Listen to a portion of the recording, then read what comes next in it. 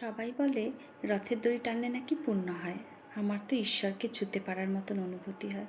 যাই হোক, সারাদিনের বৃষ্টি কাটিয়ে পৌঁছে গেলাম রথের মেলায়। ঠাকুরের দর্শন করলাম, ঠাকুরকে পানকলা দিয়ে রথের দড়িটা একটু ছুঁয়ে মাথায় ঠেকিয়ে চলে গেলাম মায়ের দর্শন করতে। মায়ের দর্শন করলাম, রাধা মাধবের দর্শন করলাম। তারপর অসম্ভব রকমের একটা ভিড় ঠেলে পৌঁছে গেলাম মেলার ভেতরে। আর মেলার প্রধান আকর্ষণ জিলিপি ভাজা, বাদাম ভাজা, আরও নানান রকমের খাবার, সব লোভনীয় ব্যাপার স্যাপার।